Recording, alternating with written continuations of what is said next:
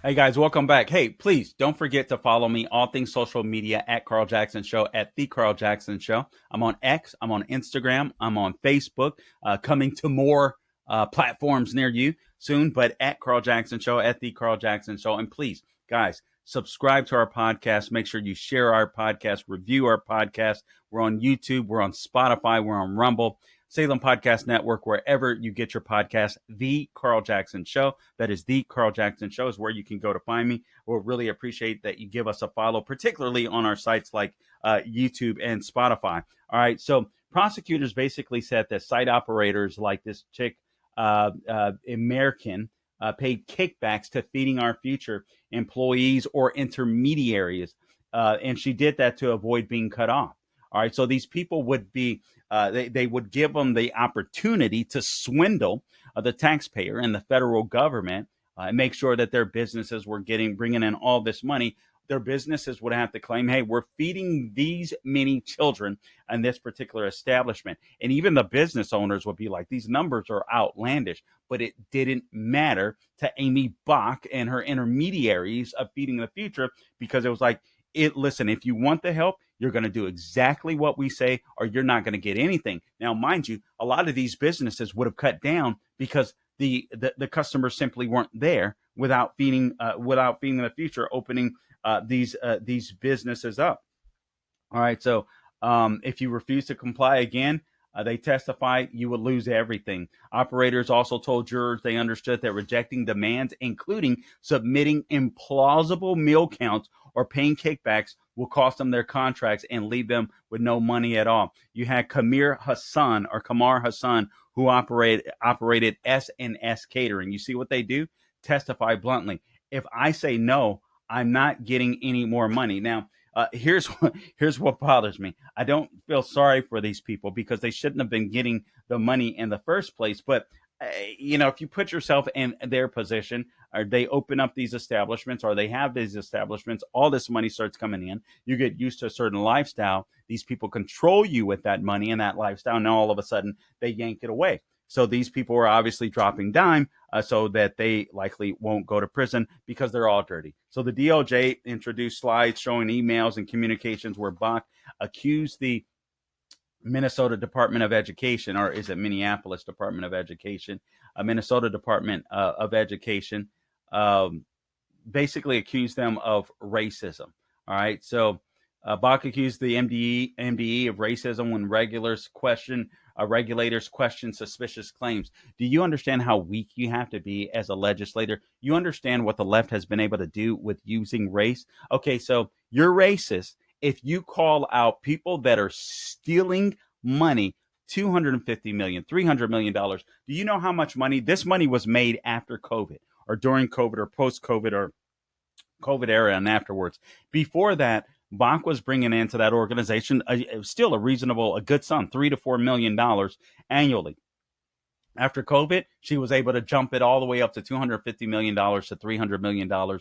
And that's how they loosened, because they loosened a lot of the regulations once the COVID lockdowns began to occur. It makes you wonder how Ilhan Omar is now worth tens of millions of dollars when literally she started Congress. I think, when did she go into Congress? I believe it was 2018. Anyway, she hasn't been in Congress that long, and she started out, I think she was had a net worth or assets worth 60 something $1,000, and now she's worth tens of millions of dollars. I don't know, this is just me, but I suspect that Ilhan Omar, I don't know, maybe got a little payoff. I mean, this is absolutely scandalous. So this guy, S&S Catering, again, if I say no, I'm not getting any of the money. They use racism. That's what they do. That's all the left uses racism in order to gain more power for themselves. That's all it's about. You have I don't even understand how anybody takes anybody in the Democrat Party seriously when they cry racism. You're the party of the KKK. You're the party of the Jim Crow South. Yet everybody else is racist except the party that literally were the main slaveholders in the United States of America. were the ones that were trying to keep blacks out of schools predominantly. I'm not saying that there aren't racist Republicans. Of course there are. I'm not saying that racism doesn't exist. Of course it does. Can racism stop you inside of the United States and in America today? No, it cannot. Even if you run into one person at one job site or something, you can go somewhere else and you can make it in America. No one can stop you because of your race. As a matter of fact, I feel like the left particularly has bent over backwards in order to allow people into colleges that should have never gone to colleges. I don't know if you guys heard this news as well, but the Trump administration is all of these people that defaulted on their student college loans. They're going to have to pay them, or they're going, or their checks are going to start being garnished. So some people don't belong in college. Guys, don't go to college unless you're absolutely sure that you need to be there. I would say go there for STEM, but even STEM with AI, you got to make sure you question that. So a lot of hands-on jobs are going to be good again. So again, these people just cried racism. In 2021, when the Minnesota Department of Education, they grew suspicious. They tried to stop the flow of funds from the Feeding Our Future nonprofit. Well, Feeding Our Future sued the Minnesota Department of Education, alleging racial discrimination. Remember, a white woman was running it, but she was taking care of a lot of Somalians, right? So a judge ordered the state to restart reimbursements. I feel like that judge should pay reimbursements. That's insane. Ruling that prosecutors said enabled the scheme. A ruling that prosecutors said enabled the scheme to escalate. So before that point, again, $3 to $4 million a year, they jumped up to $300 million worth of fraud, and that is just with Feeding Our Future. There were other avenues in which a lot of people were scammed. Government was scammed out of money, but this is just one of them. All right, so Bach lied to MDE and falsely accused the state officials of racism to keep the money flowing. This, according to one of the slides. Earlier in the trial, prosecutors has shown how she approved 21 mill sites and 1.8 mile stretch on Lake Street. 21 mill sites on one street, one main street, I assume, since it's 1.8 miles long at least, which together claim to serve as many kids as there were in the entire Minneapolis school district. So 21 mill sites served as many people as exist in the entire Minneapolis school district. They don't say, I mean, this is just insane.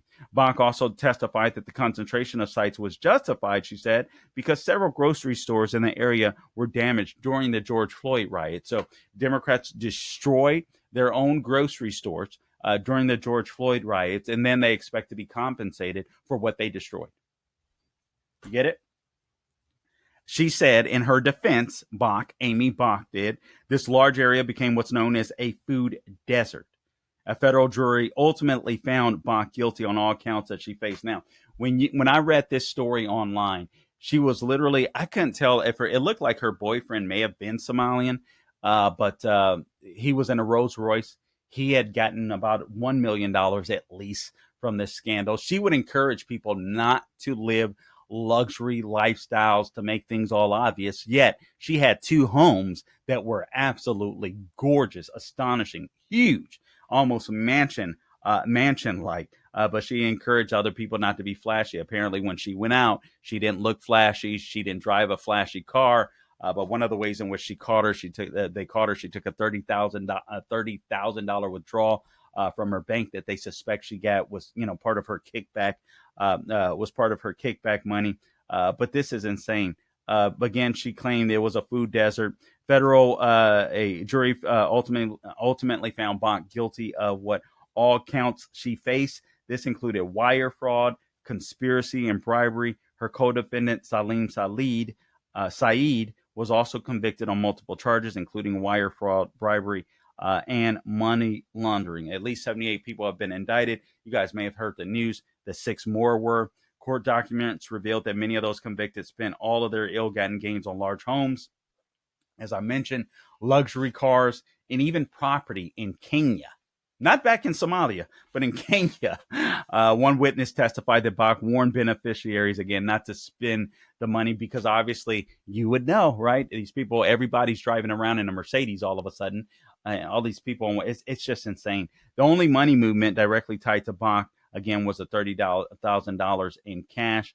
This again, according to Fox, a series of reimbursement checks she signed for alleged fraud sites were also shown as evidence.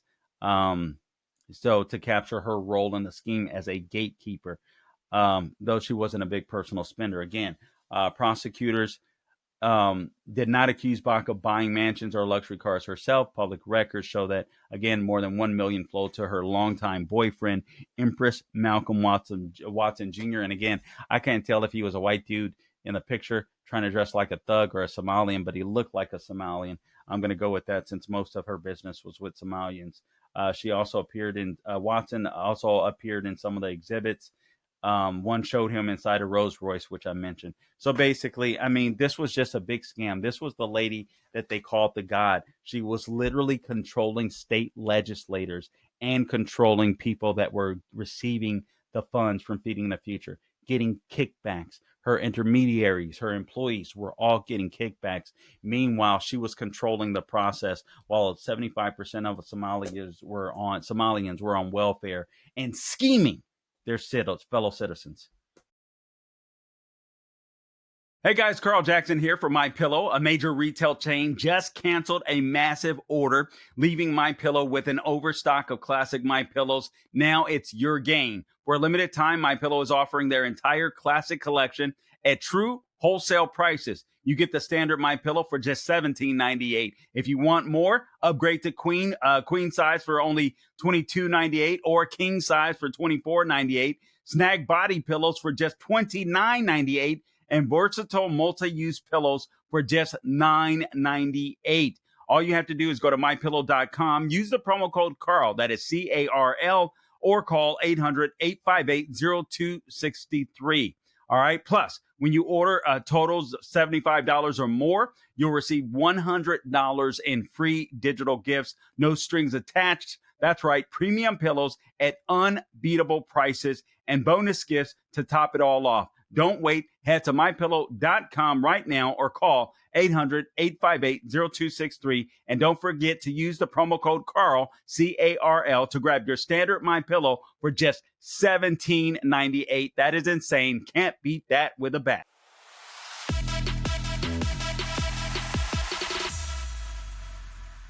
All right, guys. So listen, here's what I want to do. We've talked about the Georgia elections. I want to wrap up with some quotes regarding the Georgia election where, frankly, the left and I mean, just pilloried Mayor Rudy Giuliani. So did, frankly, many people on the right. And now, I mean, the guy he should be free as a bird. I know that Trump pardoned him. But the guy should be free as a bird. He is owed money. He's owed cash. I'm going to circle back to that momentarily, but I'm going to do some jumping back and forth. And here's what I want to talk about. I want to talk about CBS, Barry Weiss, and what's happening with Barry Weiss at CBS and why I think this is relevant. So I'm going to give you 4 reasons real quickly, and they kind of tie in together, frankly. Why I believe it's important. I believe that CBS matters. I know their ratings are low and all that kind of good stuff, but I'm going to tell you, even though mainstream media is probably a dying breed, why it matters for now, at least in my opinion.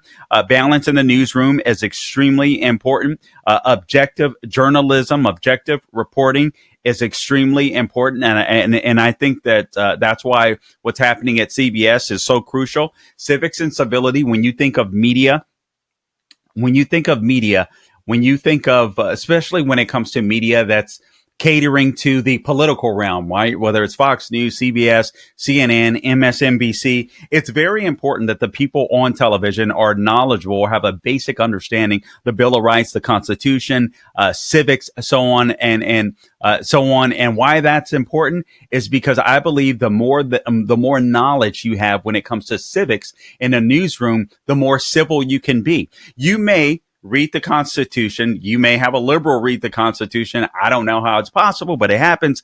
Sometimes they come up with a different view. But all in all, for the most part, you believe that you're headed in the same direction. You believe that the person sitting next to you, the person in the opposite party, is not your enemy. And that's why I think media is so very important. Now, I do believe media has an obligation.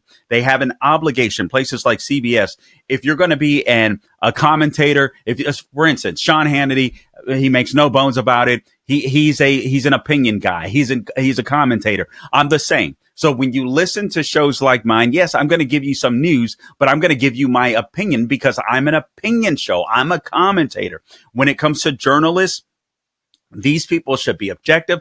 They should, no one's, listen, no one is unbiased in the news media. It just doesn't happen. It's not human nature, but they have a duty to present the truth with, or the news with just straight reporting, objective truth, right? And let you make up your mind. And I believe that causes more civics and civility. So we need balance in the newsroom, reporting objective facts, truth that brings about civics and civility, in my opinion, in culture, or at least amongst the population of viewers.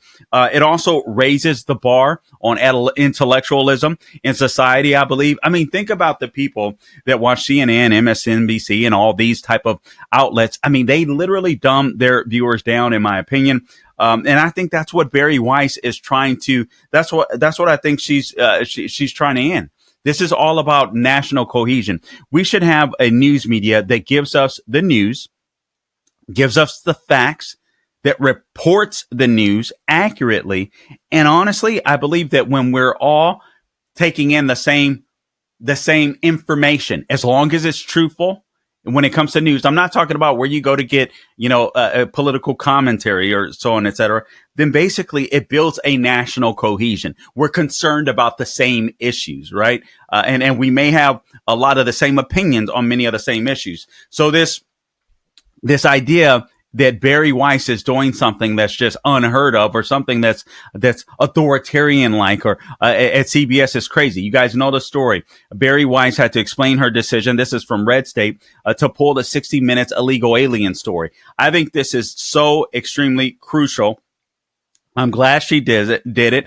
I hope she has the spine to continue with this. I believe that more heads need to roll at CBS. If I could just circle back real quickly to Rudy Giuliani's what happened in Georgia, the Georgian election rules. Let me just read this. This is from the Federalist, and this is what I was talking about in our in an earlier segment. But the Georgia election rules require that election officials have each ballot scanner print 3 closing tapes at the end of each voting day. We talked about this. Poll workers must sign these tapes or include a documented reason for refusal. Voting rules also require poll workers to begin each day of voting by printing and signing a 0 tape. And I explained this last go round. A 0 tape, they have these guns, they have these tapes inside of the gun, if you will, kind of like a receipt. It gives you a printout of how many votes are cast. It should always start with 0 at the beginning of the day. But if no one signs off on those the previous night, then you can have votes that have just accumulated and adds up. Why didn't we know about this? Why wasn't this reported? This is why I want objective journalism, right?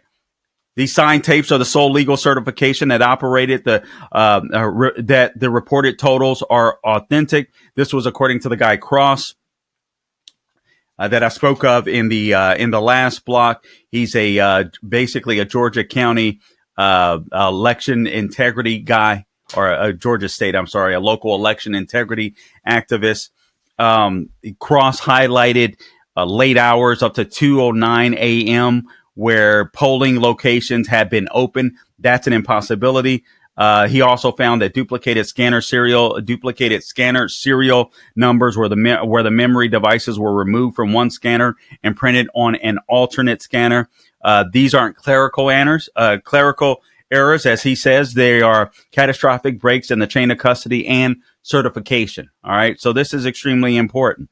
Also, here's what he says. Because no tape was ever legally certified, Fulton County had no lawful authority to certify its advanced voting results to the Secretary of State, yet it did. Here's what I'm going to do.